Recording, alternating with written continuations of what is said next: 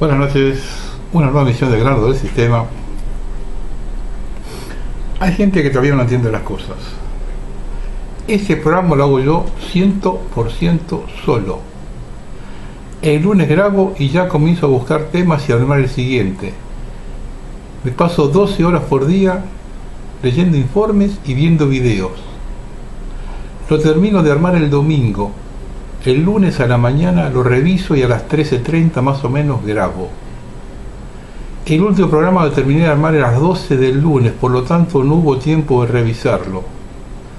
Hago este comentario porque se filtró el simulacro de Arabia Saudita, que algunos lo hicieron ver notar de buena forma, otros burlándose y algunos acusando de cualquier cosa, como que descubrieron la cuadratura del círculo. Otro increpa que tengo miedo que no aporto determinada información. Si no la digo es porque no quiero comprometer la fuente. Acá estamos tocando temas sensibles. Si no lo entienden, no opinen, invítese a escuchar.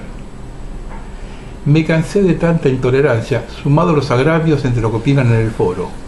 Por lo tanto, he tomado la determinación, y estas veces es definitiva, de no opinar nunca más en el foro. El que quiere comunicarse conmigo, que lo haga por correo electrónico. También les aviso que en cuanto vea un insulto, anulo el comentario. Y si siguen igual, inhabilito los comentarios por completo. Si consideran que la polémica es agravio, se equivocaron de lugar.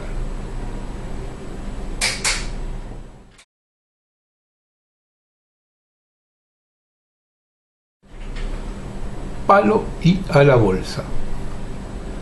Nuevamente un presidente electo, en este caso son dos, usan la esperanza de la gente para transar con el enemigo.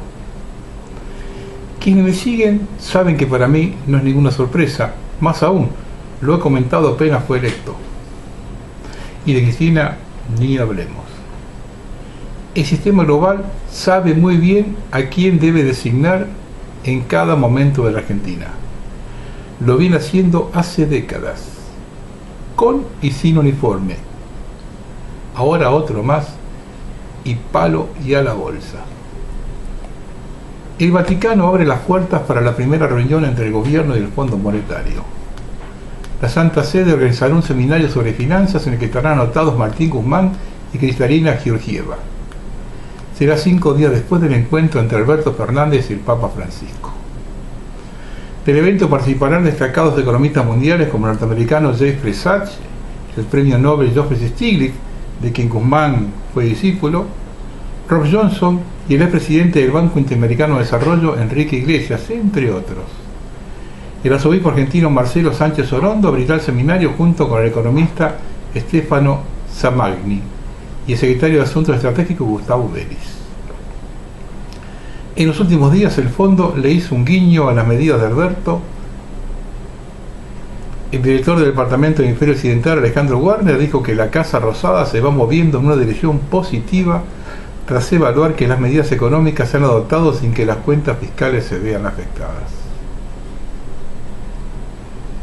Y Alberto Fernández ya comenzó a calentar motores y a darse cuenta que es más fácil transar con la élite global que enfrentarla en aras de los intereses nacionales. No me llama en nada la atención en alguien con el pasado afín con el sistema de nuestro presidente. Por ello ya comenzó a abrir el paraguas y su primer viaje al exterior es a Israel, no sea cosa que le complique la negociación con la deuda. De hecho, las autoridades judías le están dando una buena señal al no concurrir al acto por el 5º aniversario de la muerte de Nisman, por considerarlo un acto opositor, lo que significa que ellos no son opositores al frente de todos. Si quisieran ser presidentes hubiesen dicho, el acto se politizó. En cambio dijeron, es un acto de la oposición. Más clarito, imposible. Y este no es un hecho menor. Una bisagra en la historia argentina ha sido el gobierno de Carlos Menem, el primer gobierno justicialista que ha traicionado su doctrina, entregando la economía al globalismo y desguazando el Estado. Para que Menem pudiese ganar las elecciones de 1989, hubo que votar con una inflación del 150% mensual, ya que si persistía la del año anterior, 9% mensual, triunfaba Angelos. Y aquí hay que hacer notar que el gobierno nacional abandonó a su candidato al punto que los dos actos llevados a cabo por el gobernador cordobés en Buenos Aires, apertura en la cancha de Ferro y cierre en el Obelisco, no contaron con el apoyo de Alfonsín.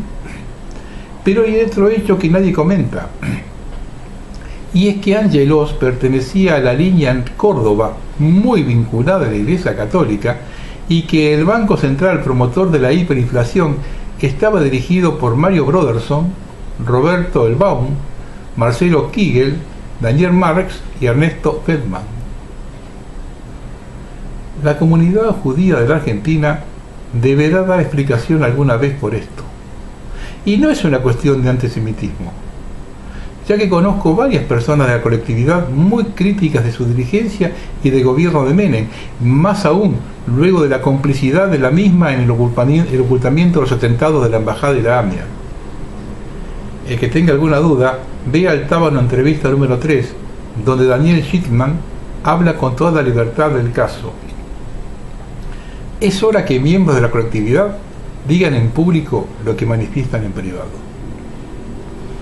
Sería muy positivo para los intereses de la Argentina que los peronistas de base y los sobrevivientes del terrorismo que según ellos se enfrentaron contra el sistema en los 70, enrolados hoy en el kirchnerismo, y que apoyaron a los dos gobiernos peronistas que traicionaron su doctrina, nos expliquen cómo se manejan con esta realidad, fuera de la hipocresía, las mentiras y los cargos recibidos.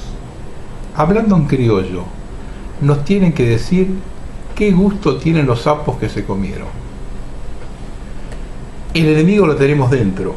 ¿Cuándo nos vamos a percatar de ello?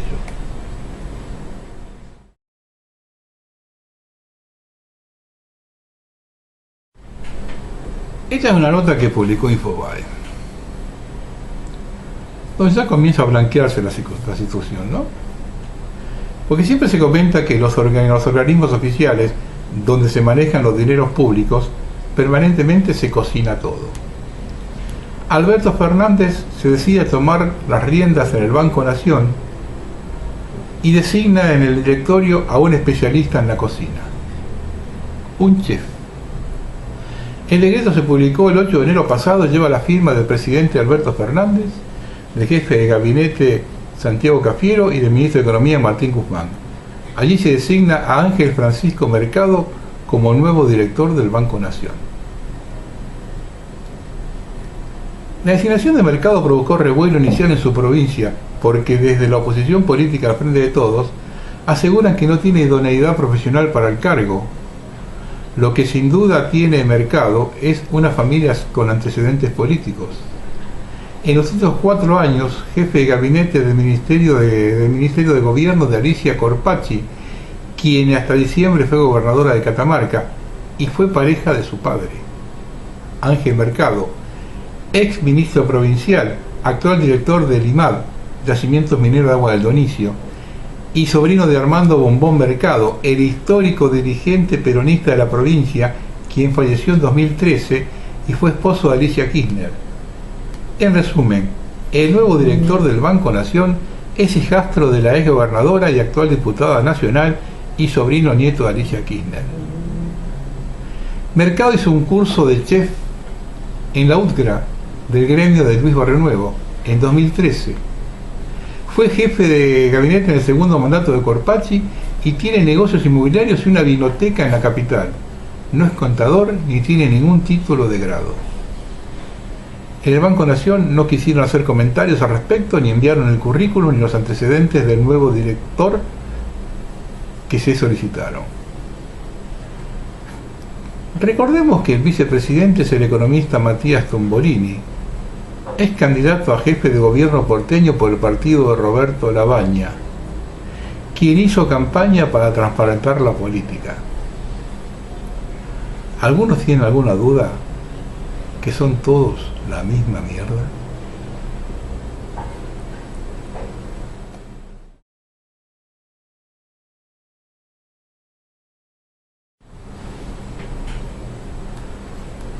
A través de la decisión administrativa 2/2020, el Ejecutivo Nacional autorizó una modificación presupuestaria por 272 millones de pesos para reforzar el presupuesto del recién creado Ministerio de las Mujeres, Géneros y Diversidad.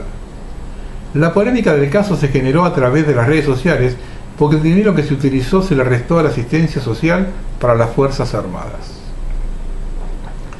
De acuerdo al documento publicado en martes en el Boletín Oficial de la Nación, el jefe de gabinete Santiago Cafiero dispuso que, a fin de atender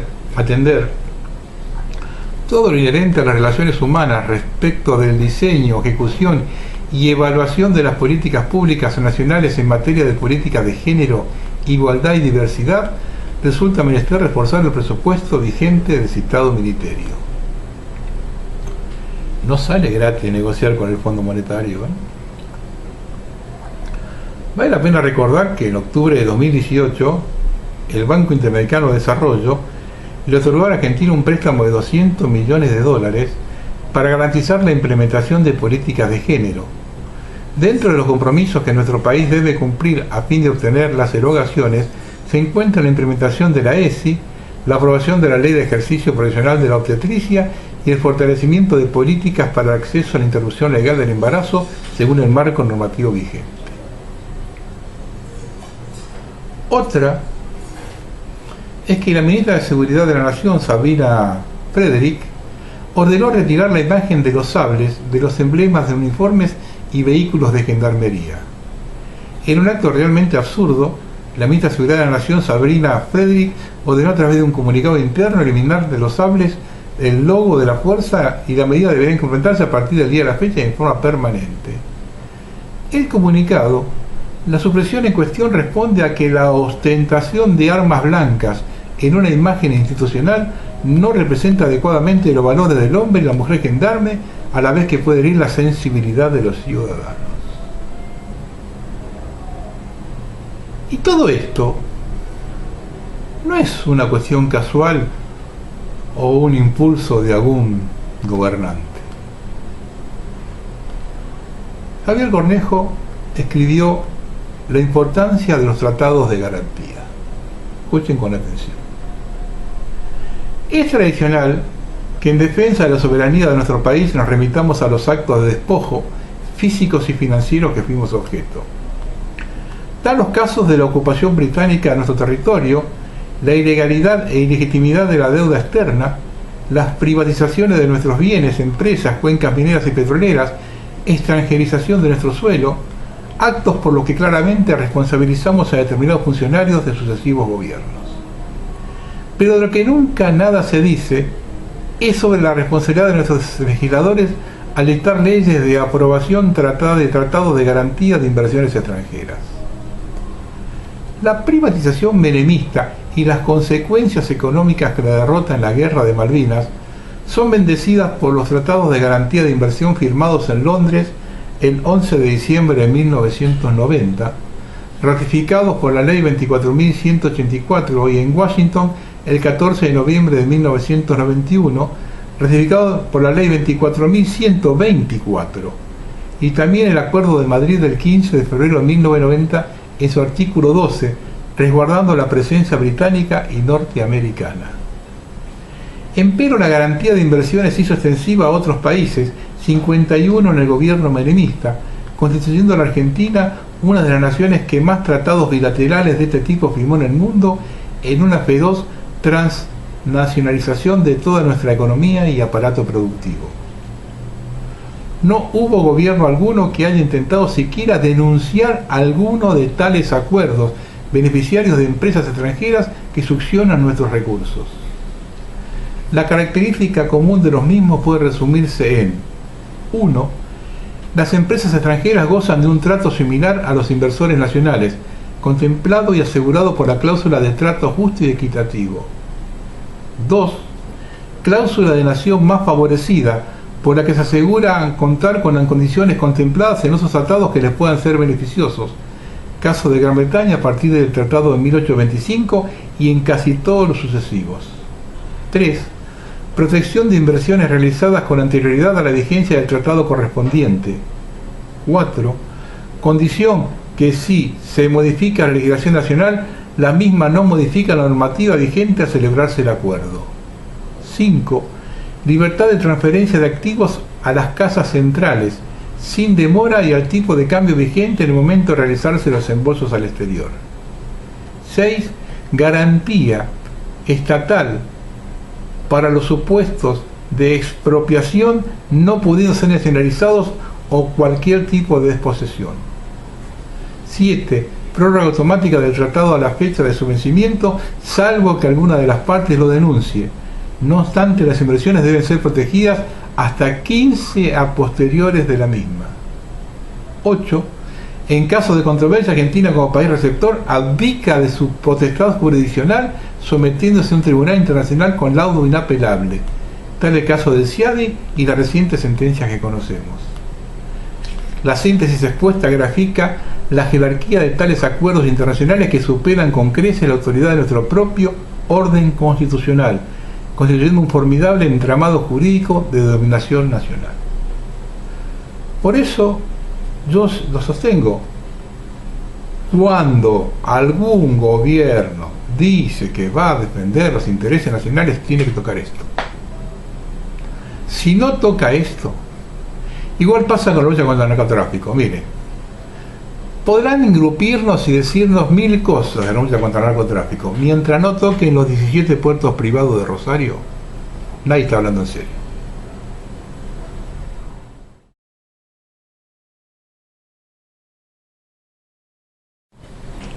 Otro artículo que publicó mi amigo Javier Cornejo, Argentina for Sale, solo noticias indubitables.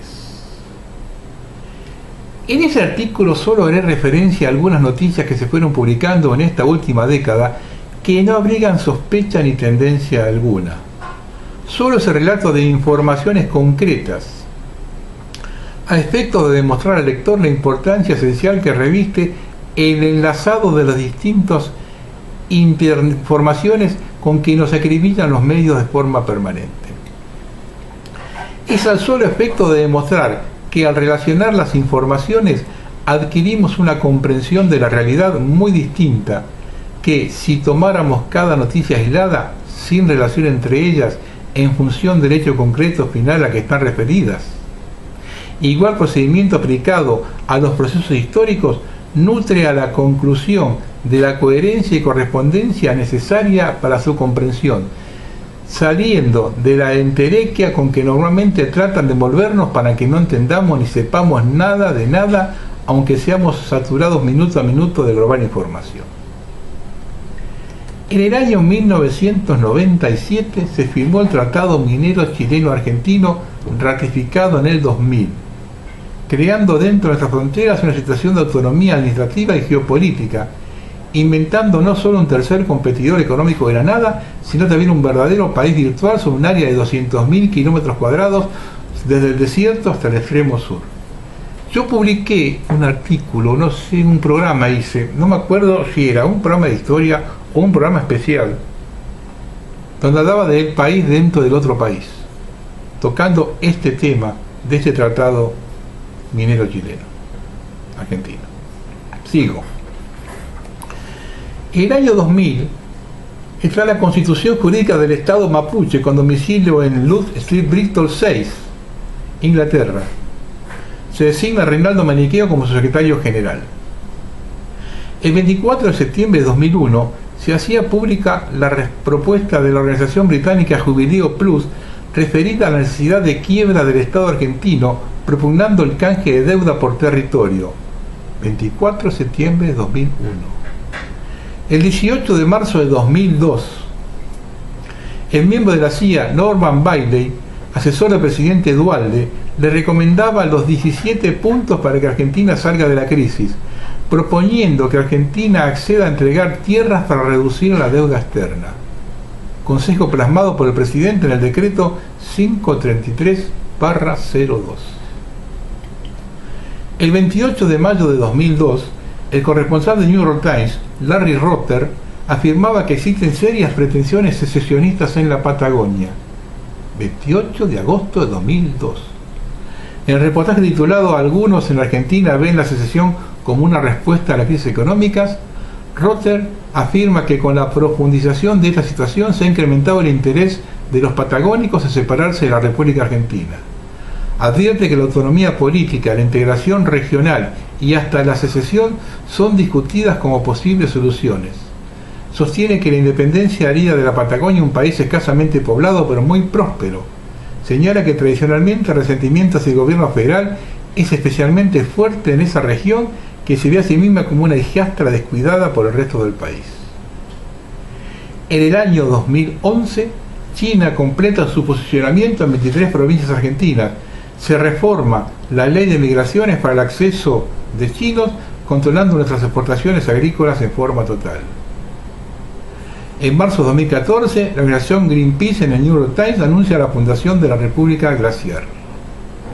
En 2015, Cristina Fernández autoriza la construcción de una base china en la provincia de Neuquén.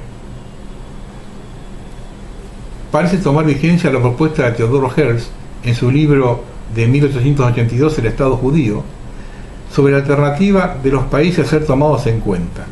Esto está en el libro El Estado Judío, página 39, para aquellos que nos dicen que esto es una fantasía y nos cortan los programas cuando nos lo decimos. Página 39 del libro El Estado Judío. Palestina y Patagonia, ¿no? Alternativa a de los países a ser tomados en cuenta, Palestina y Patagonia, previendo la posibilidad de cargar con parte de las deudas públicas del Estado cuyo territorio se colonizará. La crisis financiera en la que hoy estamos inmersos parece reflotar finalmente la tremenda alternativa de canje de deuda por territorio, previo desalojo de argentinos por cualquier medio para acceder a nuestra geografía y recursos naturales libres de ocupantes. Esto último es clave. ¿Piensan que los habitantes que destruyeron el país más maravilloso del planeta les pueden interesar a alguien? La Argentina la destruyen los argentinos. Eso lo tiene bien claro el enemigo. Lo vengo sosteniendo hace años. Vienen por la tierra y la quieren vacía.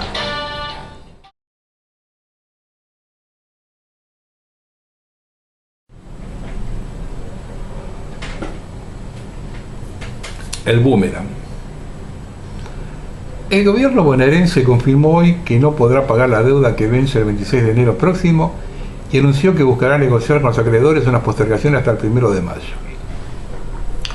Desde la órbita del presidente Alberto Fernández anunciaron que no tienen previsto otorgar la ayuda financiera y que esperan que la provincia encuentre el modo de resolver la deuda heredada. Por supuesto, en cuanto Fernández lo apoye y lo ayude a Kicillof en esta, se le vienen encima a las otras 23 provincias.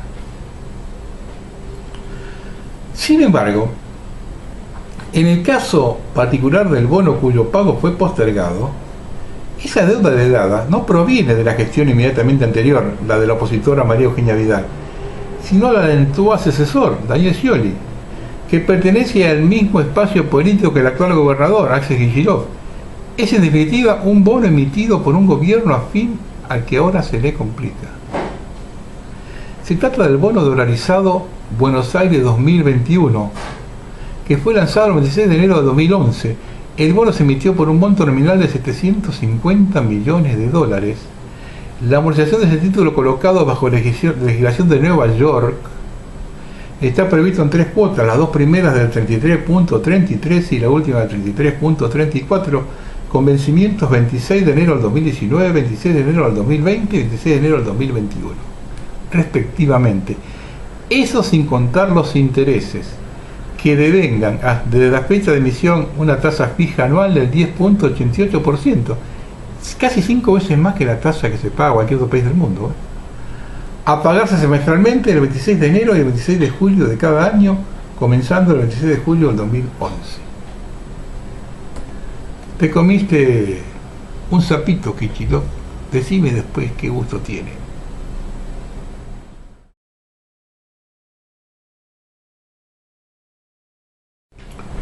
Antes de cambiar de tema, quiero hacer un pequeño y merecido homenaje. El viernes pasado falleció Juan Carlos Arabia, fundador de Los Chachaleros. Quiero mencionar un par de hechos desconocidos en especial para la gente joven que ha crecido ajena a la música tradicional argentina y con mentiras y ocultamientos. Los Chalchaleros, considerados como uno de los mejores conjuntos folclóricos de América, tenían por ese hecho una espalda muy grande. Durante la dictadura militar, como todo régimen liberal, se persigue aquello que tenga que ver con la cultura nacional. Muchos artistas que comulgaban con la subversión tuvieron que exilarse, pero los que se quedaron estaban recluidos en peñas de los barrios y festivales de verano en el interior. El folclore desapareció del centro de la capital federal. Solo se lo escuchaba cuando los chalchaleros actuaban en teatros de la calle Corrientes. Pero no solo eso, sino que compartían su recital con artistas que no eran bien vistos por la junta militar. Sapos que tuvieron que comerse. Yo los he visto con José Larralde, Alfredo Citarrosa, Samba Quipildor y Horacio Guaraní. Y amigos del interior me comentaron que aconteció lo mismo. Otro hecho es que en 54 años que duró su carrera jamás se desvirtuaron. Podrá o no gustar, pero el canto de ellos era el ritmo de la música regional, era la mejor forma de protesta. Interpretar tal cual como había sido compuesta, con los instrumentos tradicionales y vestidos con el traje regional. Atahualpa Yupanqui le dijo un día a Saravia: paisano, el tema no es que cantan con una sílaba menos. El tema es que quien la está escuchando canta la última sílaba en el tono de él. La última sílaba la cantaba el pueblo. Por eso son todos chalchaleros. Escuchen esta samba. Presten atención a la letra. Ningún otro la interpretó. Por algo será.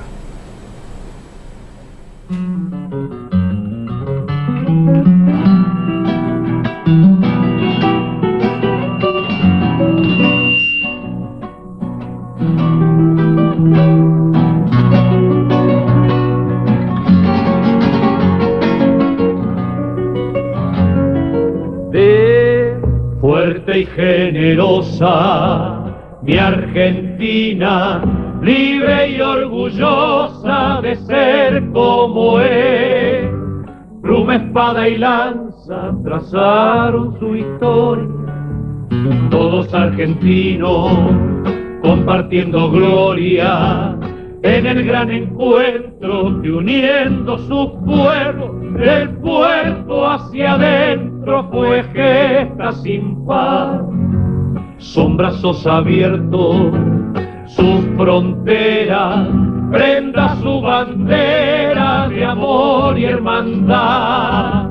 Ante la presencia de todo extranjero, si no es personero de la prepotencia, que no habrá potencia que al ser argentino le tuerza un destino marcado al nacer.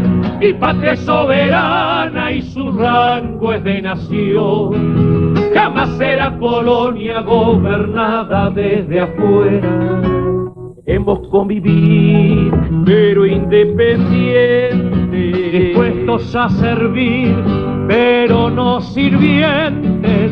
No haremos un futuro de paz ni de justicia real si no empezamos por hablar de igual a igual.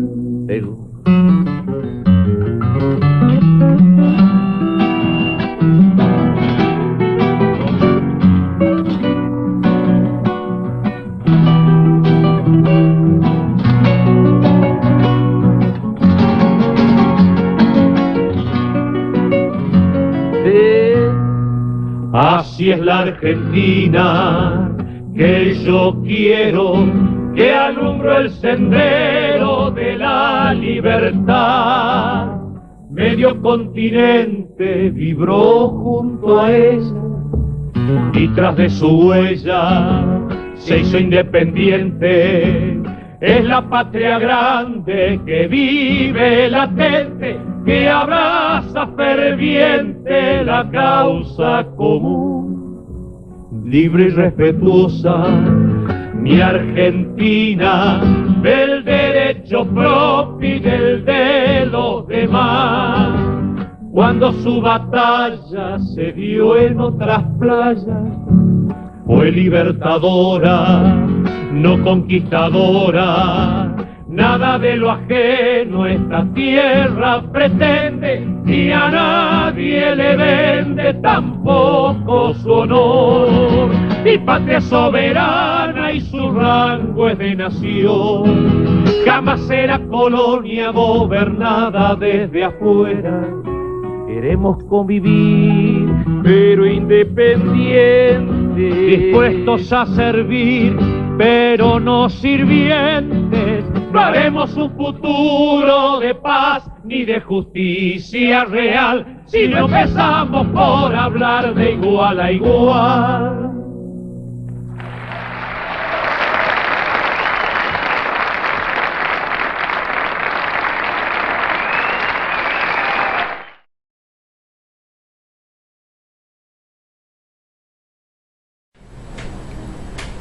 Bueno, vamos a hablar otra vez de la revolución mapuche. Yo hace años que vengo alertando del conflicto con los araucanos en el sur. Quiero que vean este video grabado por la televisión de Chile. Después paso una noticia reciente relacionada con esto. RST Chile, Radio y Televisión Santiago de Chile, presenta. En todo conflicto, sea de la naturaleza que sea, siempre hay al menos dos partes involucradas y por lo mismo, al menos dos responsables de la situación.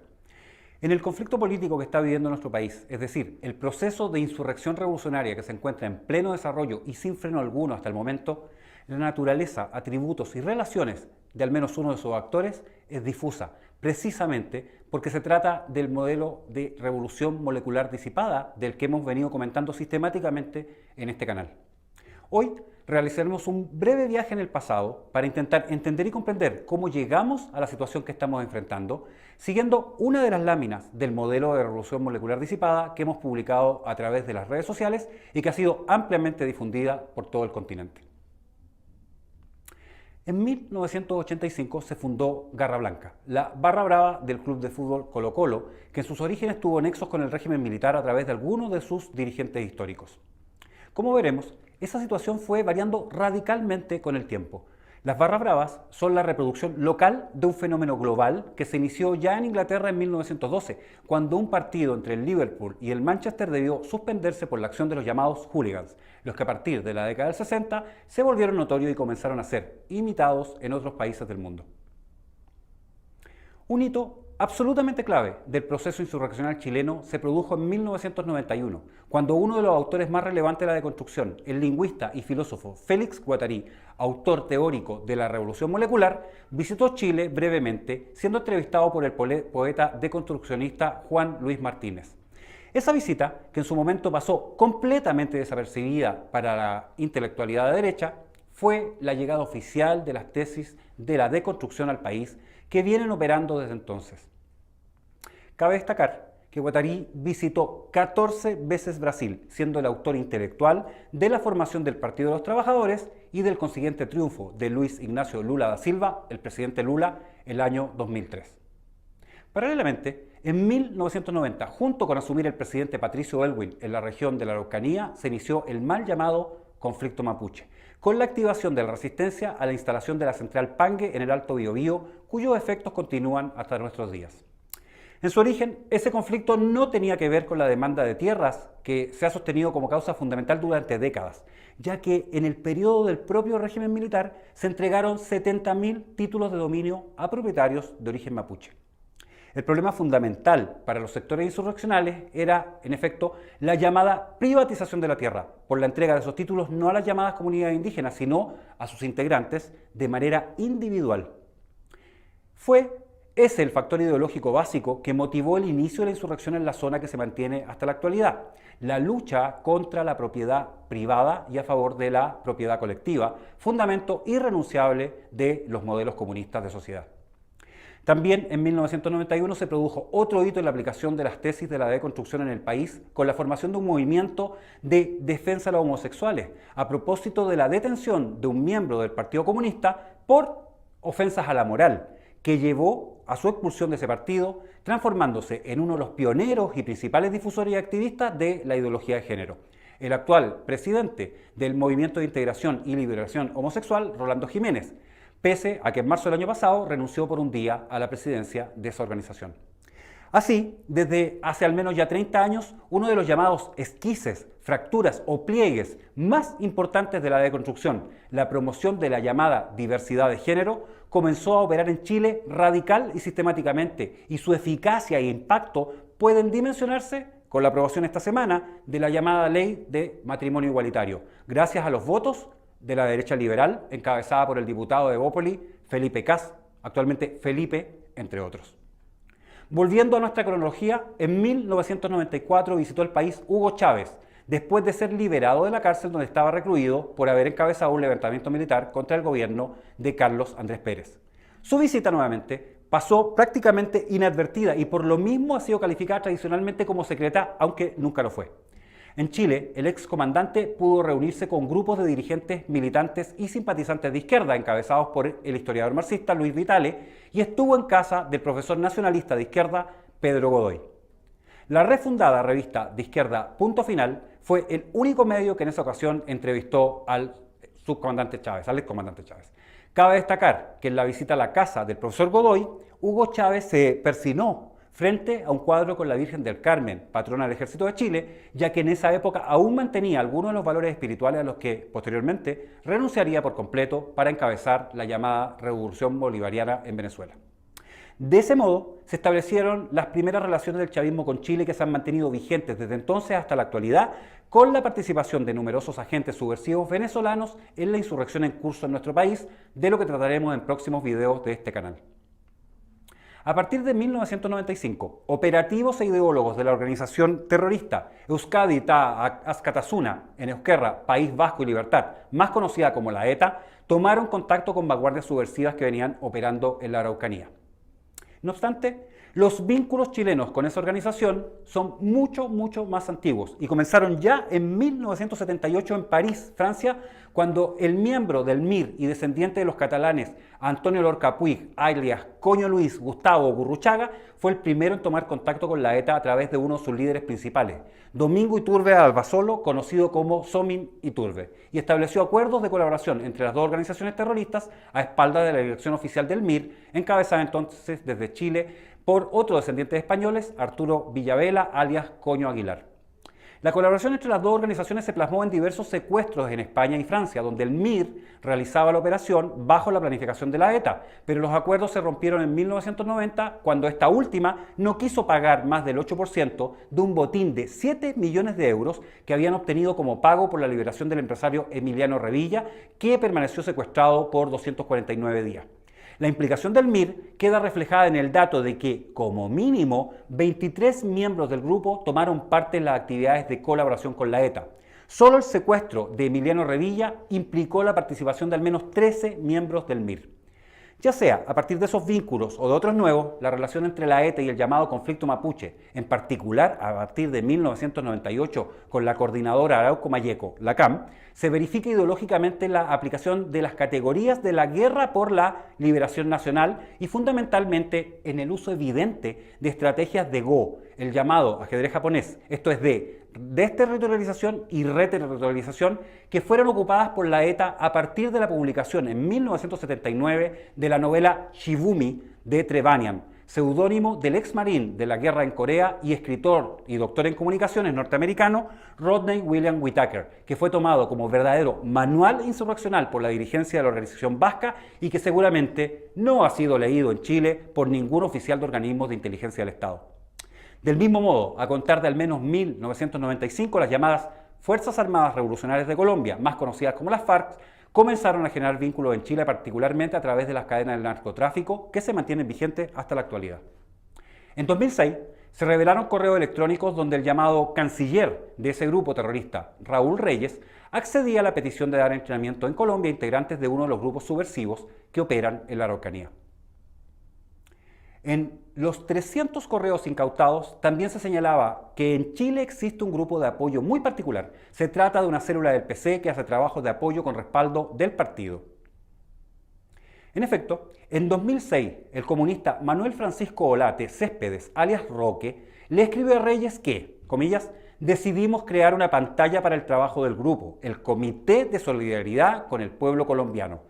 Con este comité nos va a recibir en la CUT y otras organizaciones gremiales y de trabajadores. Olate visitó frecuentemente a las FARC, para las cuales era el encargado de la Comisión Internacional de las FARC en el Cono Sur, y estuvo con Reyes 4 días antes de que muriera junto a otros 3 militantes chilenos, Valesca Carolina López, José Bozo y Mónica Paz. En otro de los correos incautados, el mismo Olate le solicitó a Raúl Reyes entrenamiento para grupos mapuches que, comillas, hace rato están en la lucha con el Estado por la devolución de sus tierras. Tienen planes ambiciosos respecto de liberar una zona en el sur de Chile. A través de unos contactos se acercaron a nosotros para pedir apoyo en términos de instrucción. Ellos calculan que en un par de años llevarán a cabo su plan y por las características de ese pueblo es probable que hablen en serio. Finalmente, otra de las organizaciones que ha desarrollado fuertes vínculos en el país es el Ejército Zapatista de Liberación Nacional, el EZLN.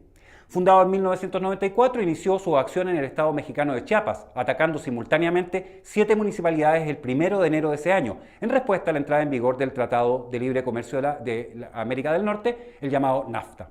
El EZLN fue liderado por el llamado subcomandante Marcos, Rafael Sebastián Guillén Vicente, ex estudiante de la Facultad de Filosofía y Letras de la Universidad Nacional Autónoma de México, la UNAM, y profesor de la Universidad de Xochimilco de la Universidad Autónoma Metropolitana, la UAM, de la Ciudad de México, que en 2014 cambió su alias a Subcomandante Galeano. En el próximo video de esta serie presentaremos algunos de los antecedentes que vinculan al Ejército Zapatista de Liberación Nacional con la insurrección revolucionaria que se está desarrollando en Chile. RST Chile, Radio y Televisión Santiago de Chile, presentó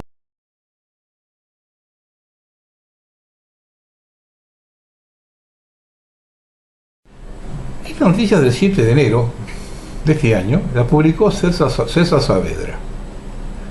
El Tribunal Oral en lo Penal de Temuco condenó al comunero mapuche y miembro de la Coordinadora Arauco Mayeco, la CAM, Daniel Caño Tralcal, quien fue declarado culpable por los delitos de incendio reiterado de camiones del Fundo Omaya, predio que pertenece a la Forestal Arauco del Grupo Angelini.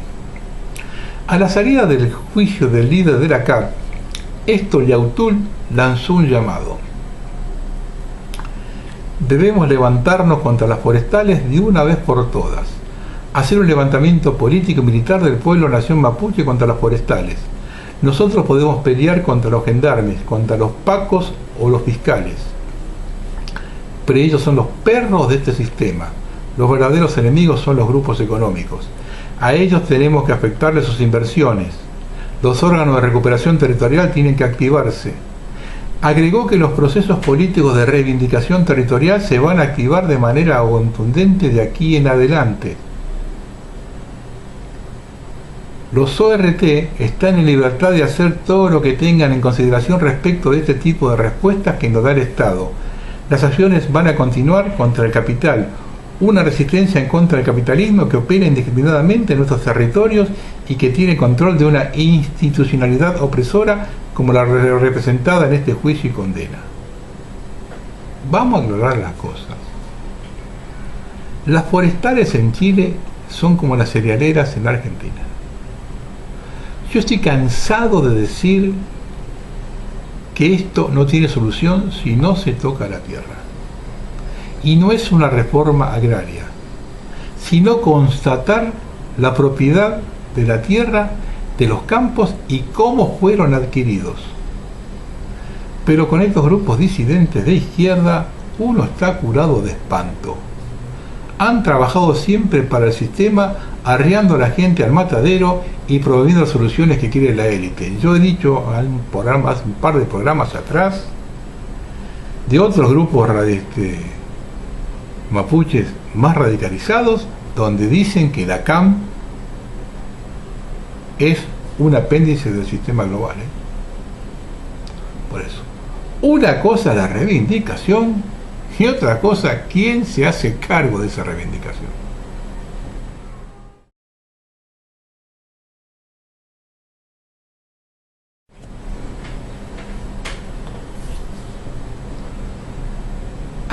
Vamos a hablar de Australia, de la criminal operación de geoingeniería en Australia. Saben que algunos todavía están comprando la versión oficial, Hay múltiples objetivos dentro del nuevo orden mundial que se están logrando con estos incendios criminales, sequías e inundaciones experimentados en todo el mundo, cataclismos impulsados de manera homicida para provocar la inminente y fraudulenta agenda del calentamiento global o cambio climático. Este geoterrorismo es perpetrado por el milenario gobierno en la sombra que rige la humanidad con la finalidad de cumplimiento de la Agenda 21 de las Naciones Unidas y la Agenda 2030 para el Desarrollo Sostenible y la Visión 2050. Los fenómenos meteorológicos extremos ahora se diseñan en forma rutinaria y se utilizan como armas en lo que en esencia son ataques meteorológicos de falsa bandera. Este tipo de guerra climática altamente destructiva y mortal se está utilizando por varias razones. Primero y principal, entre ellos está la necesidad fabricada por el nuevo orden mundial de anunciar el cambio climático como una amenaza real para la humanidad. ¿Qué mejor manera de hacer esto que desatar una plaga de violentas tormentas eléctricas, sequías e inundaciones épicas, así como otros eventos climáticos devastadores en todo el mundo? Así es como se culpa a la Madre Tierra por el caos meteorológico a través de falsas banderas que realmente fabrican los geoingenieros dirigidos por los globalistas. De esta forma, las naciones de todo el mundo están siendo engañadas con la narración del cambio climático, en realidad un cambio provocado por el hombre mediante la geoingeniería. Se teme que casi medio billón de animales hayan muerto en los incendios forestales en Australia, que continúan devastando varias regiones del país, incluyendo casi un tercio de los koalas de los hogares del sur. Según un informe del Sunday Times, los ecologistas de la Universidad de Sydney estiman que aproximadamente 480 millones de mamíferos, aves y reptiles han sido asesinados directa e indirectamente por el horrible infierno que se ha extendido en todo el país. Y hay gente que me ha cuestionado a mí esta semana, diciendo que no era real lo que yo había dicho, que los incendios habían sido provocados.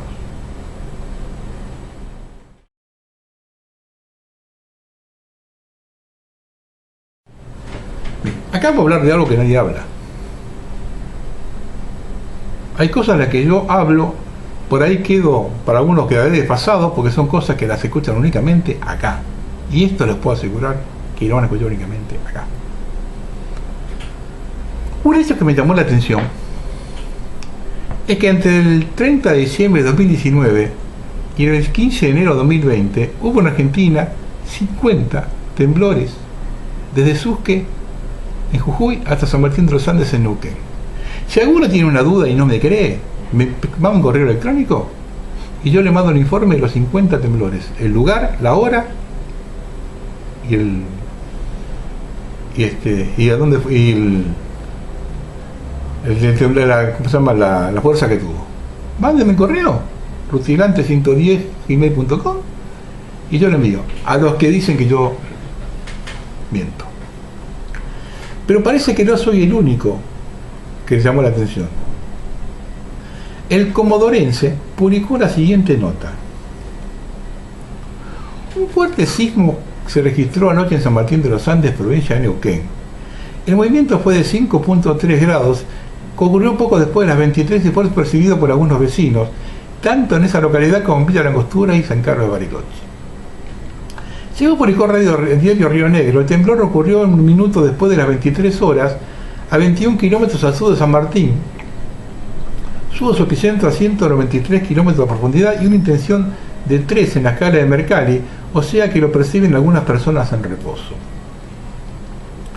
Las cordilleras son una región sísmica moderada según la zonificación realizada por el INPRES, por lo que el evento estaría dentro de los hechos esperables. Sin embargo, la provincia viene poniendo su centro de atención en Vaca Muerta, donde se ha registrado un aumento de la sismicidad. Por esto se instalará una red de sismógrafos para detectar si esto ocurre por un proceso natural o por la incidencia de la actividad humana, con la extracción de hidrocarburos a través de la hidrofractura, el fracking. Esto dice el diario Comodense. Otro hecho extraño es que el temblor en Mendoza, cerca de la ciudad capital, y a solo 10 kilómetros de profundidad, muy poco, casi a superficie, por lo que se causó alarma en toda la zona. Lo curioso es que se produjo el mismo día del aniversario del gran terremoto de San Juan, el 15 de enero de 1944. Cuando se dan estas casualidades, yo paro mis antenas. En general, lo he mencionado otras veces, hay un plan de la élite de concentrar población en las ciudades, ya que es más fácil controlarla, pero también cabe la posibilidad de ir generando pánico en aquellas zonas donde colocó su mira el globalismo. No olvidemos que hace un mes el pueblo de Mendoza hizo retroceder los proyectos mineros. Tampoco dejemos de tener en cuenta que en General Alvear hay malestar por el fracking. La inestabilidad telúrica es una buena forma de generar desánimo en la población que provoque el éxodo de las zonas rurales hacia las zonas urbanas.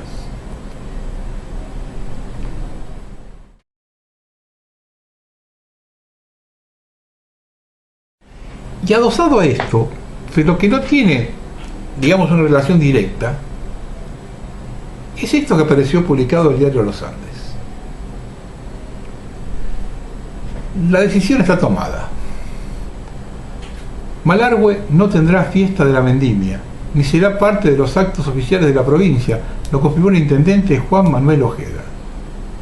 La extrema postura de autoexcluirse de la vendimia surgió luego de que la legislatura sancionara la derogación de la ley 9202 y dejaron de hacer vigencia el texto original de la 7722, conocida como Ley de Agua, y que fue acordada por el jefe comunal, la Cámara de Comercio de Malargüe, representantes del movimiento y el Consejo Asesor Minero, senadores provinciales y vecinos autoconvocados.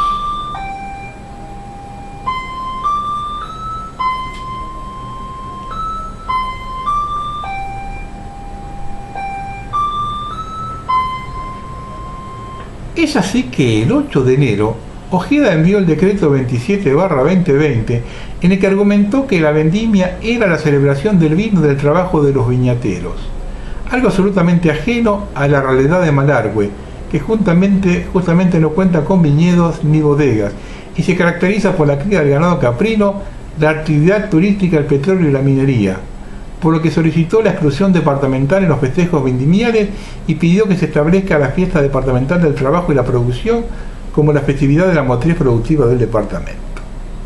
Bien. Patricia Checonato, reina de la vendimia de 1991, oriunda de Malargüe, dijo cosas muy interesantes. Respeto la decisión, pero no la comparto. Vendimia significa esfuerzo y la culminación de un año de trabajo, independientemente de la actividad productiva que sea. Es para celebrar un año de trabajo, ya sea de la vid o de la producción de papas o de chivos, como tenemos acá en Malargüe. Es para todos los mendocinos una gran fiesta de fin de ciclo, de culminación del trabajo. Nosotros, por ejemplo, acá tenemos el final de las veranadas de crianceros de chivos, que coincide con el final de la cosecha, y es un atractivo para el turista que quiere vivir experiencias de campo. No comparto que el departamento no elija representante. Para mí la reina es cultura, y a través de ella podríamos promocionar la riqueza de nuestra tierra, invitar a los turistas y contar las maravillas que tiene Malargüe. Es una gran oportunidad perdida. Ese tema se maneja con acciones todos los días, y dividir para gobernar es su más claro objetivo. Malargüe ya no se siente Mendoza, y cuando le toca enfrentar al sistema, no es lo mismo hacerlo con la fuerza de toda la provincia que con el departamento menos poblado. Retomo lo que dijo la reina. Es una oportunidad perdida. Quienes estuvimos en la fiesta nacional de la vendimia alguna vez, quizá la más acreditada en nuestro país, de nuestro país en el exterior, podemos dar fe del tremendo trabajo de promoción al turismo que hacen todos los departamentos con la reina a la cabeza. Si Malargüe no se suma a esa promoción teniendo lugares espectaculares, solo le va a quedar Las Leñas, y en ese lugar no le suma nada por su elitismo. Cuando sepan lo que es el fracking y tengan el problema, van a tener que discutir como departamento poco poblado, sin la fuerza del resto de los mendocinos. La ceguera está a la orden del día, muchachos.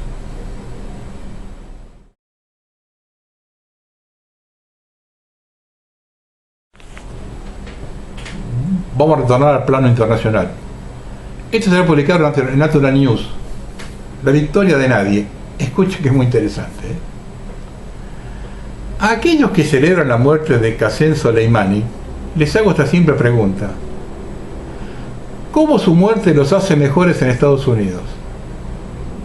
La primera enmienda en Estados Unidos está tan muerta como Soleimani, y nadie en el gobierno, ni siquiera Trump, está levantando un dedo para defender y restaurar la libertad de expresión en línea. En cambio, todos seguimos siendo sujetos esclavizados bajo un fanático culto tecnológico de izquierda que es mucho más loco de lo que los seguidores de Soleimani podrían haber imaginado. Sí, el cuerpo de Soleimani fue destruido por la avanzada tecnológica de misiles, pero la libertad de expresión que alguna vez existió en Estados Unidos no se ve afectada por la maliciosa guerra de censura que libran Google, Facebook, Twitter y YouTube. Soleimani puede estar muerto, pero la censura está viva y viene en Estados Unidos. Y nadie en ninguna posición de poder está luchando contra ella. El Pentágono dijo que Soleimani tenía que ser sacado porque estaba planeando operaciones de combate inminente contra personas de los Estados Unidos. Sin embargo, Big Tech ya ha completado sus operaciones de combate en línea contra decenas de millones de estadounidenses, habiendo prohibido, desmonetizado, difamado y descalificado con éxito casi todas las voces que apoyan las libertades por las que supuestamente Estados Unidos lucha en el Medio Oriente. Esto demuestra abundantemente lo absurdo de cualquier afirmación de que hacer estallar personas en Irak o Irán de alguna manera nos hace más libres en Estados Unidos. La afirmación de que el Pentágono está luchando por la libertad es propaganda total. Al menos el pueblo iraní tuvo el sentido de llorar la muerte de su líder, sin importar cuán radicales hayan sido sus ideas. Sin embargo, aquí en Estados Unidos casi nadie reconoce que ya han perdido las libertades por las que todos pretendemos que nuestro ejército esté luchando. Al mismo tiempo que el cuerpo de Soleimani se voló en pedazos, más de 100 millones de estadounidenses también estaban tomando medicamentos tóxicos recetados, incluidos medicamentos que alteran la mente y que han convertido a Estados Unidos en una tierra zombie, de ciudadanos sobremedicados, alterados químicamente, listos para la masa programación de medios. No importa cuánto bombardea el Pentágono a los terroristas de Medio Oriente, la verdad es que la salud mental de Estados Unidos está siendo bombardeada químicamente todos los días, que Big Pharma puede anunciar en televisión directamente a los consumidores. Es una locura. La FDA legalizó la publicidad directa al consumidor en 1997 y desde entonces Big Pharma se ha hecho cargo de los medios corporativos, los gigantes tecnológicos y ahora incluso minoristas como Amazon, que se convertirá en la farmacia minorista de Estados Unidos y la entrega con drones a partir de este año. Piénselo. En Irak, los drones lanzan misiles Hellfire que explotan al impactar y destruyen la red de terrorismo de una nación. En Estados Unidos, los drones entregan drogas psiquiátricas que destruyen las mentes humanas y destruyen la capacidad cognitiva de una nación. Francamente, no estoy seguro de qué arma es más peligrosa para la sociedad. Soleimani nunca envenenó al pueblo estadounidense con armas químicas aprobadas por la FDA, que están etiquetadas falsamente como antidepresivos. Y Soleimani no corrompió a 44.000 médicos con sobornos y viajes gratis para motivarlos a recetar medicamentos tóxicos y mortales a pacientes que no los necesitan. Soleimani puede estar muerto, pero también lo está Estados Unidos. si no detenemos el flagelo de la medicación masiva que está causando daño cerebral generalizado a nuestros propios ciudadanos. Soleimani no mató a 20 millones de personas desde el 1 de enero de 2000, pero adivina qué, la industria del cáncer lo hizo. Médicos, hospitales, productos farmacéuticos y errores médicos han matado más de 15 millones de personas en el mismo periodo de tiempo. Sin embargo, nos atrevemos a hablar sobre proteger a los estadounidenses bombardeando a un hombre que ni siquiera podía soñar con víctimas más grandes. Esta camarilla de traidores del Estado profundo no solo llevó a cabo crímenes deliberados y maliciosos de vigilancia ilegal aquí mismo en casa. Todos nos dicen que Soleimani era un tipo malo que mató a 1000 estadounidenses. Por cierto, se podría decir exactamente la misma sobre los CEOs de las compañías farmacéuticas, o los CEOs de gigantes tecnológicos cuyas acciones de censura maliciosa ahora suprimen deliberadamente información que salva vidas de curas nutricionales y alimentos contra el cáncer que podrían salvar innumerables vidas cada año en Estados Unidos. Si nuestro criterio sobre quién es bombardeado ahora se ha reducido a justificar la finalización repentina de los malos que mataron en 1000 estadounidenses, entonces en teoría, ¿no deberían los centros de aborto estar en lo más alto de esa lista? El aborto fue la principal causa de muerte en Estados Unidos durante todo el 2019, ya que se llevan a cabo violencia contra niños humanos inocentes, tanto nacidos como no nacidos. Antes de la obsesión de Trump de atacar a Irán, los últimos 4 administraciones de Estados Unidos mintieron sin cesar para provocar guerras en Irak, Afganistán, Siria, Libia, Serbia, Somalia, y la lista continúa. Escribe Ron Paul: en algún momento, cuanto nos han mentido de manera constante durante décadas acerca de una amenaza que debemos eliminar con un ataque militar. Llega el momento en que debemos asumir que están mintiendo, así que no les creo. ¿No ha alcanzado Estados Unidos la independencia energética gracias a todo el fracking? Así que ¿por qué seguimos con la intromisión en el Oriente Medio? Y preguntándose por qué sus personas matan a nuestros soldados cuando estamos ocupando sus tierras con una presencia militar extranjera. Si Irán envía tropas para ocupar la ciudad de Estados Unidos, puede apostar que cada patriota en Estados Unidos los atacaría con cualquier arma en mano. ¿Por qué nos sorprendemos cuando los pueblos de otras naciones llevan a cabo actos de violencia cuando nuestros soldados ocupan sus tierras? La hipocresía en todo esto está más allá de la locura. Tal vez, en lugar de librar una guerra con Irán para demostrar quién tiene los misiles más grandes, deberíamos traer a las tropas de vuelta a casa y dejar que Oriente Medio resuelva sus propios problemas, que se remontan a los días de la Biblia en el Antiguo Testamento. De todos modos, no hay solución en el Medio Oriente que provenga de una fuerza militar occidental, y aquellos que pretenden que existen tales soluciones son ridículamente delirantes.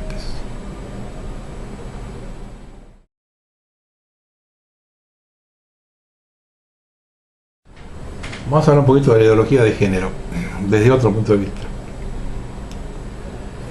La filosofía ha nacido con unos principios de llegar a la verdad, diciéndonos y compartiendo las experiencias que cada uno padecemos como consecuencias de las causas que, analizadas, nos permiten entender y prever desafortunados efectos que hoy, manifiestos en alto grado, nos revelan el alto precio que hemos pagado por avanzar sin discernimiento racional, hundidos profundamente en lo emocional, con lo cual nos han complicado la vida, el honor, la libertad y la fortuna. Nadie tiene que renunciar a su libertad de discernir por sí mismo y aportar en cuanto note contradicciones que restrinjan la libertad individual de decidir por sí mismo, sin que ninguno pueda obligar, extorsionar o amenazar, tergiversando la filosofía y los objetivos propicios al bien común que hemos elegido. Si no fuera así, en lugar de llegar a ser libres, estaríamos cambiando de tiranos. Se dice sabiamente que en la guerra la primera baja es la verdad, y debemos notar que nos quieren equivocadamente llevar a la guerra, Cuando todos sabemos que el enfrentamiento violento nadie gana, ni siquiera el vencedor, multiplicando el desastre que conduce a posiciones intransigentes e irreconciliables que impedirán cualquier solución propicia futura. Si además le añadimos encuestas, pronósticos, registros estadísticos u opiniones mediáticas interesadas en magnificar hechos mínimos aberrantes como si fueran un conflicto generalizado entre las mayorías para echar más leña al fuego, perderíamos de vista la realidad de los acontecimientos y tomaríamos decisiones en contra de nuestros propósitos, aceptando la provocación que nos llevaría a mayores restricciones y represión por considerarnos los únicos violentos, con lo cual se facilitaría la tiranía del sistema, que aprovecharía también para restringir la libertad de las mujeres y la patria potestad compartida de nuestros hijos, poniendo a hombres, mujeres y niños en compartimentos estancos para someterlos en su debilidad y sometiendo a todos a sus propios beneficios como esclavos, sin soberanía ni siquiera de sus cuerpos, mente, pensamientos u opinión. Lo que nosotros llamamos filosofía, a la mujer los denominaron ideología de género, y para engañar anunciaron enormes avances en la igualdad y el bienestar de que dispondrían. No podían decirle la verdad, que con el tiempo eso cambiaría y que su vida se convertiría en un infierno, viendo lo que ocurrió cuando le dijeron la verdad de trabajar fuera de sus casas, cosa que muchos hombres confundidos aplaudieron, haciendo suma de los 2 salarios, que teóricamente duplicarían sus ingresos. En la práctica hizo que cayeran a menos de lo que él solo hombre trabajando podía ganar, porque los hombres y mujeres competían por los mismos puestos de trabajo, que no aumentaron, y muchos fueron disminuidos, obviamente con más beneficio de la explotación generalizada de ambos. Si al feminismo con ideología de género le hubieran dicho que tendrían que vivir sin pareja heterosexual, que solo podrían procrear con autorización del gobierno o con obligación de inseminarse si los dominadores decidían, y que sus hijos no serían suyos, ni tendrían voz ni voto en la educación y formación de ellos o disponer de sus cuerpos, la ideología de género no hubiera prosperado en sus más incautas.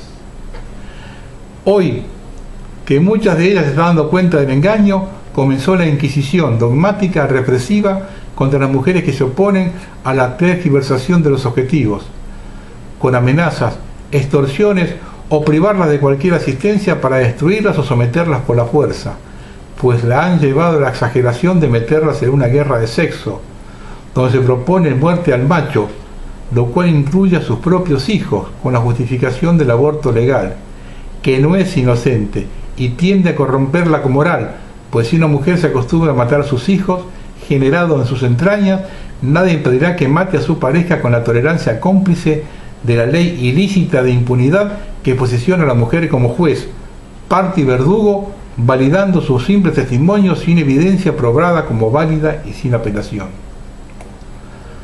Ahora bien, si vemos en la tergiversación de nuestra filosofía y la imposición de la ideología de género coincidencias mayores en la destrucción de ambos y su familia, podemos suponer con acierto que han sido creadas por las mismas manos. Y si analizamos los objetivos que pretenden conseguir con todo esto, nos conduce a las piedras guía de Georgia, donde desafiando a todos y con toda impunidad, lo han escrito en varios idiomas sobre la piedra, por lo que no pueden alegar inocencia.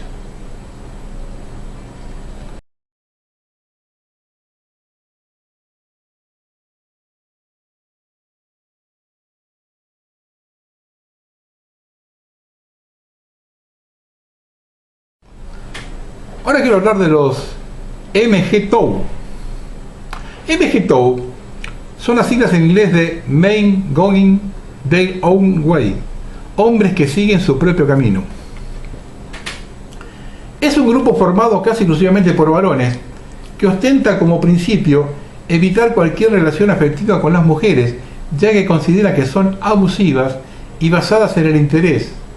Es una de las respuestas del sistema al feminismo y a las ideologías de género.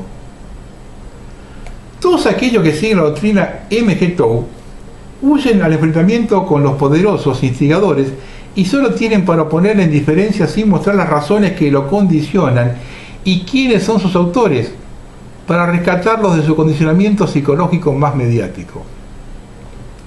Y he aquí la contradicción del MGTOW. A los varones durante mucho tiempo los han dominado con los reflejos condicionados para sacarlos de sus hogares, convertidos en fieras salvajes, para ir a pelear guerra de intereses de minorías, con concepciones monárquicas, políticas y hasta religiosas, que obraban poderosas sobre las mentes de sus mujeres, convenciéndolas que bien se podía aceptar la destrucción de las familias e hijos, luchando para no frustrar el afán de dominio y explotación de las minorías demoníacas, extendiéndose como una serpiente en el mundo. Y si no entendemos esto, menos podemos comprender que haya hoy instigadores que estén entrenando a algunos y algunas personajes como animales salvajes que serán utilizados para acabar con la libertad y derechos de mujeres y hombres, simulando altruismo y sabiduría extraordinaria para imponer una autoridad supranacional, haciendo respetar por la fuerza y la injusticia el derecho de esos gatos salvajes. Así consta en la misión de muchas feministas que, como siempre, garantizan que no se frustren los beneficios y el afán de dominio de los instigadores demoníacos. Fíjense, ¿no?, dónde deriva el feminismo, en la agrupación de hombres donde sí nos mantenemos al margen. Un hombre en el condado de Ames, en Iowa, Estados Unidos, fue sentenciado a cumplir 16 años tras las rejas después que derribó una bandera del arco iris que simboliza el orgullo gay de frente a una iglesia y la quemó. En la sentencia se dijo: este hombre cometió un crimen, y que fue un crimen nacido de la intolerancia y el odio. Yo siempre digo lo mismo a los chicos jóvenes que vienen atrás: muchachos, ustedes no se calientan, eso lo van a vivir ustedes,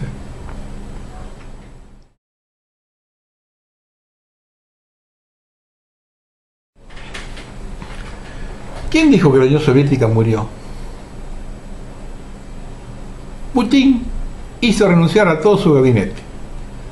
Va a establecer nuevas reglas de juego con una reforma constitucional que le garantice seguir en el poder luego de 2024. Tal cual acontecía en la vieja Unión Soviética, en que los jerarcas eran vitalicios. Gravísimo error de un gobernante querer perpetuarse, porque establece una norma que se sostiene en el tiempo. Y no importa si el gobernante es lo mejor que le pueda pasar al país, porque años más tarde, con esa costumbre de no irse nunca, puede llegar a ocupar el cargo el peor de todos, y no habrá forma de sacarlo. El mejor legado de un gobernante es que su ejemplo de conducta sea rector en las costumbres de su nación. Nadie puede gobernar más allá de 2 periodos de 4 años, y si desea seguir participando, puede volcar todas sus experiencias en quienes lo siguen. Y aquí debemos elogiar la conducta norteamericana. Su primer presidente, George Washington, al terminar su segundo mandato, le ofrecieron el tercero, y él dijo: 2 está bien. Eso fue seguido por todos los posteriores, como una costumbre no escrita, hasta que Roosevelt, con la excusa de la Segunda Guerra, fue electo 4 veces. Una vez fallecido, de inmediato se enmendó la Constitución y solo puede ser reelecto una vez. Y todavía se respeta la costumbre no escrita que un expresidente no se postule nuevamente luego de haber pasado un periodo. Y esa costumbre, que cuando un presidente asume o fallece, todos los ex vivos acuden a la ceremonia, independientemente de su color político, es todo un símbolo. Todos conocen lo que yo pienso de Estados Unidos, pero esa costumbre y esa conducta a ellos les sirvió. Y eso es lo que debemos observar. No hay mejor ley que la costumbre, y nuestras vidas dependen de cuán nobles sean esas costumbres.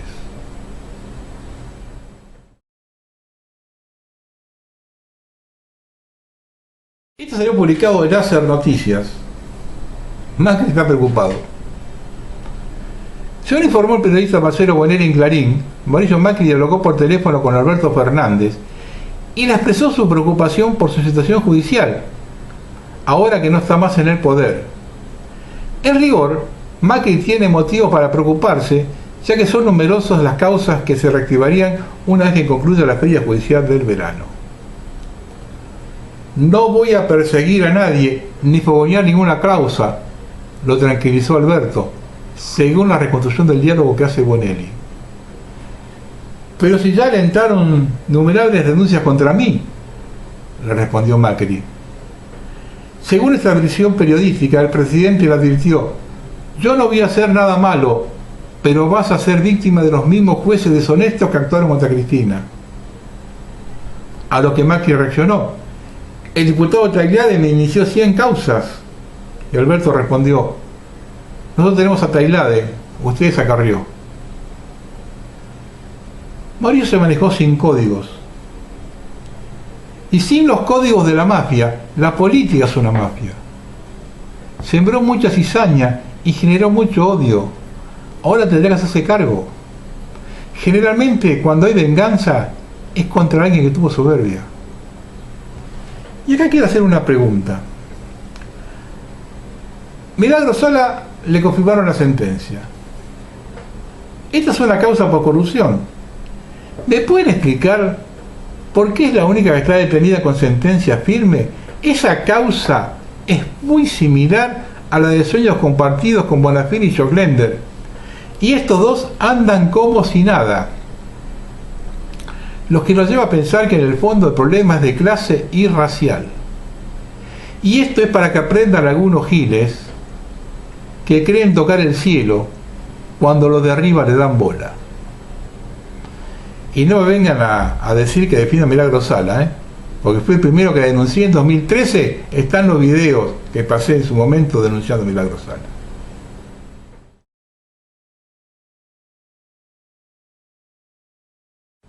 Bueno, yo voy a terminar este programa con la estrofa 358 de Martín Fierro, para que vean dónde está la clave. Lo dijo hace casi 150 años.